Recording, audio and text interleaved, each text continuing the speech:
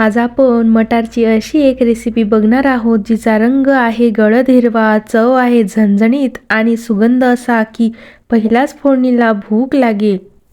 ही आहे आलू मटर ठेचा। एकदम वेगळी, एकदम रेस्टॉरंट स्टाईल आणि खास महाराष्ट्रीयन टच असलेली रेसिपी।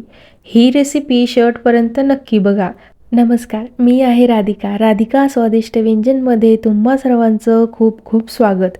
आज आपण बनवणार आहोत एकदम झणझणीत हिरवीगार आलू मटार ठेचा।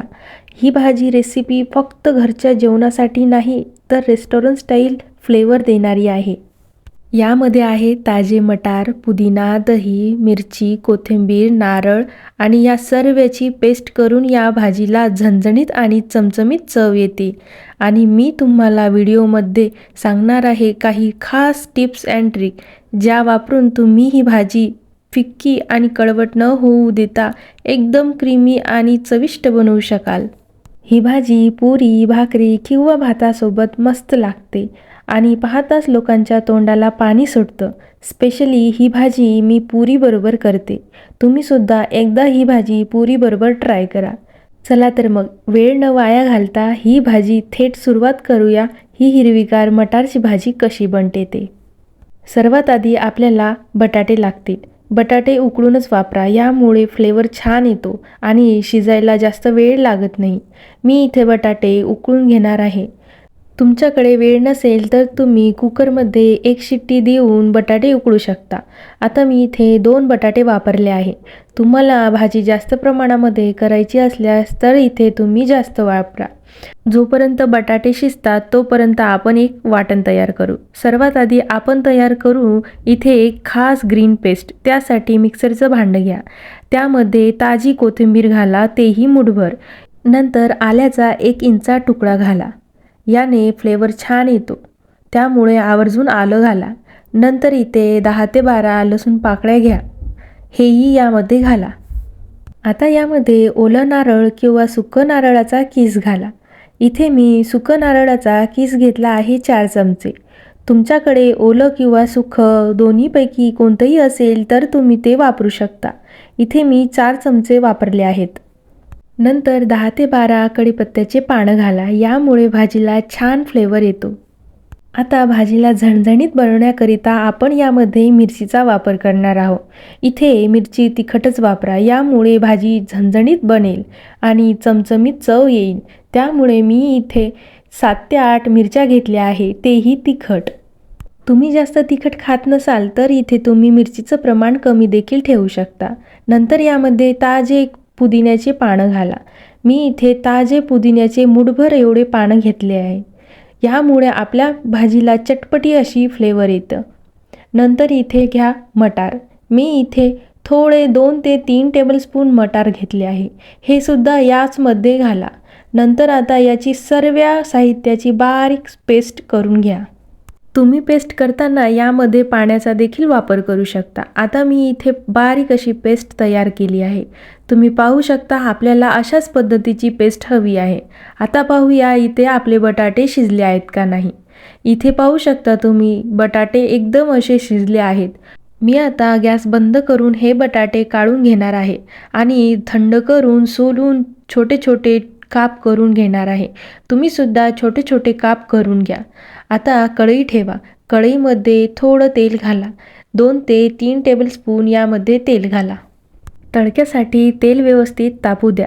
तेल व्यवस्थित तापलं की त्यामध्ये 1 चमचा मोहरी घाला। मोहरी छान तेलामध्ये तडतडू द्या। मोहरी छान तेलामध्ये फुटली की छान फ्लेवर येतो। नंतर यामध्ये जिरे घाला। जिरेही व्यवस्थित फुटू द्या। नंतर यामध्ये एक मध्यम आकाराचा चिरलेला बारीक असा कांदा घाला। कांदा इथे बारीकच ठेवा। जर तुम्हाला कांदा बारीक चिरायचा नसल्यास तुम्ही या कांद्याची पेस्ट देखील करू शकता। इथे मी बारीक कांदा चिरून घेतला आहे। हे साधारण मध्यम आकाराचा कांदा आहे। कांदा इथे तुम्ही कमीच ठेवा, कारण बटाटेसुद्धा गोड असतात, त्यामुळे झणझणीत अशी चव येणार नाही। त्यामुळे कांद्याचं प्रमाण कमीच ठेवा। नंतर कांदा सोनेरी रंग येईपर्यंत परतून घ्या। आच इथे मध्यमच ठेवा। कांदा हलका ब्राऊन झाला की त्यामध्ये आपण फिरवलेलं वाटण घाला। इथे मी वाटण सर्व यामध्ये घालून व्यवस्थित मिक्स करून घेणार आहे। ही सर्व पेस्ट घातल्यानंतर आच मध्यम ठेवा आणि तेल सुटेपर्यंत परतवा। जर इथे तेल सुटलं नाही तर पुढे तेल सुटणार नाही, त्यामुळे आच मध्यम ठेवून तेल सुटेपर्यंत परतून घ्या। इथे थोडा वेळ लागू शकतो, साधारण 2 ते 2.5 मिनिट लागू शकतात, कारण आपण पेस्ट फिरवताना थोडं पाणी घातलं होतं, त्यामुळे थोडा वेळ लागतो। लसूण आणि आल्यामुळे खाली चिटकण्याची शक्यता असते, त्यामुळे सतत इथे परतवत राहा। साधारण 2 मिनिट झाले की तेल सुटतं। इथे बघू शकता तुम्ही, थोडं इथे तेल सुटलं आहे। आता यामध्ये मी टोमॅटो प्युरी घालणार आहे। मी इथे साधारण 1 मीडियम साईजचा टोमॅटोची प्युरी करून घेतली आहे। तुम्ही यामध्ये हवं असल्यास बारीक टोमॅटो चिरून सुद्धा टाकू शकता। टोमॅटो नीट परतवा, जोपर्यंत कच्चा वास जात नाही आणि कचवटपणा जात नाही तोपर्यंत नीट परतवा। टोमॅटो व्यवस्थित परतला गेला नाही तर भाजीला आंबटपणा येतं। साधारण अर्धा ते 1 मिनिट व्यवस्थित परतवा। नंतर इथे यामध्ये दही घाला। इथे मी 1 वाटी फेटून घेतलेलं दही घेतलं आहे। इथे मी हे दही फिक्कट घेतलं आहे। इथे तुम्ही आंबट दही वापरलं तर भाजी आंबट होईल, त्यामुळे फिक्कट दही वापरा। आता दही टाकल्यानंतर व्यवस्थित मिक्स करून घ्या। थोडं दही टाकल्यामुळे भाजीला मस्त क्रीमी टेक्स्चर येते, त्यामुळे दही आवर्जून घाला। दही घातल्यानंतर लगेच आपल्याला परतवायचं असतं, कारण दही फुटण्याची शक्यता असते, त्यामुळे दही घातल्यानंतर साधारण 2 मिनिट सतत परतवत राहा। यामुळे दही फुटणार नाही आणि भाजीला क्रीमी टेक्स्चर येईल। आता इथे तेल सुटेपर्यंत वाट पाहायची। 2 मिनिट परतवलं की आच मध्यम ठेवा आणि 2 ते 3 मिनिट तेल सुटेपर्यंत वाट बघा। यामुळे दह्याचा सर्व कचवटपणा मरून जाईल आणि सर्व एकत्रित चांगल्यारीत्या शिजेल आणि तेल सुटेल। तुम्ही पाहू शकता इथे व्यवस्थित तेल सुटलं आहे। आता यामध्ये थोडे मटार घाला। इथे मी 1 वाटी मटार घेतले आहे। हे मटार यामध्ये घाला। तुम्ही मटार फ्रोझन किंवा असे ताजेसुद्धा वापरू शकता। आता इथे अर्धा चमचा हळद घाला। इथे हळद कमीच ठेवा, कारण हळदीमुळे रंग बदलण्याची शक्यता असते, त्यामुळे कमीच ठेवा। नंतर इथे चवीप्रमाणे मीठ घाला। इथे मी 1 चमचा मीठ घातला आहे। आता भाजीला चटपटा फ्लेवर येण्याकरिता तुम्ही यामध्ये चाट मसाला किंवा काळं मीठ वापरू शकता। मी इथे काळं मीठ वापरलं आहे, किंवा तुम्हाला दोन्हीही नाही टाकायचे असेल तरी चालेल, पण हे घातल्याने चटपटा फ्लेवर येतो। मी इथे भाजून घेतलेली जिरेपूड घेतली आहे।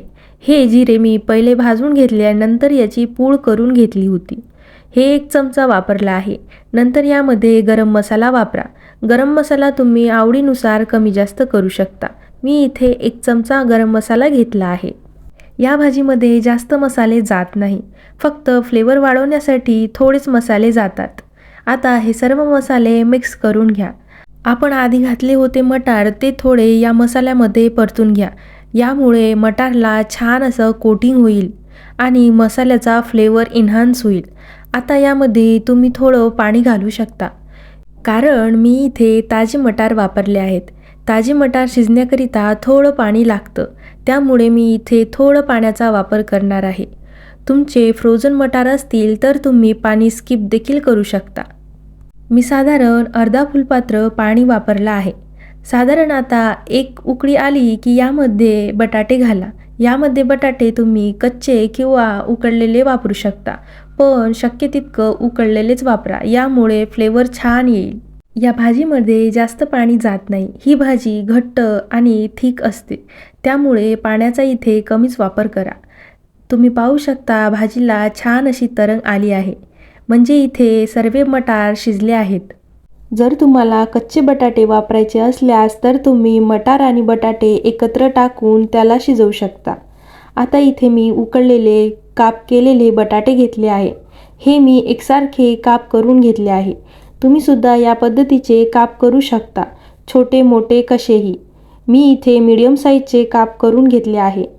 आता मध्यम आचेवर सर्व बटाटे 2 मिनिट परतवा। यामुळे बटाट्यामध्ये सर्व फ्लेवर जाईल आणि 2 मिनिटांनंतर आपली भाजी तयार आहे। तुम्ही ही भाजी माझ्या म्हणण्यानुसार एकदा पुरीबरोबर ट्राय करा आणि मला कमेंटमध्ये नक्की सांगा की ही भाजी कशी झाली। भाजीला खरी रेस्टॉरंट फील येण्याकरिता तुम्ही यामध्ये क्रीम वापरू शकता. मी इथे 2 चमचे क्रीम घेतली आहे. तुम्ही क्रीम घालू शकता किंवा स्किप देखील करू शकता. क्रीम शेवटी घाला, कारण आपण आधी दह्याचा वापर केला असल्यामुळे क्रीम शेवटी घाला, नाहीतर भाजी फाटू शकते. आता गॅस बंद करा आणि तयार आहे आपली झणझणीत हिरवीगार आलू मटार ठेचा. जर तुम्हाला ही रेसिपी आवडली असेल तर व्हिडिओला लाईक करा, चॅनलला सबस्क्राईब करा आणि कमेंटमध्ये नक्की सांगा की ही भाजी तुम्ही कशाबरोबर खाणार आहात. पुन्हा भेटूया, तोपर्यंत धन्यवाद.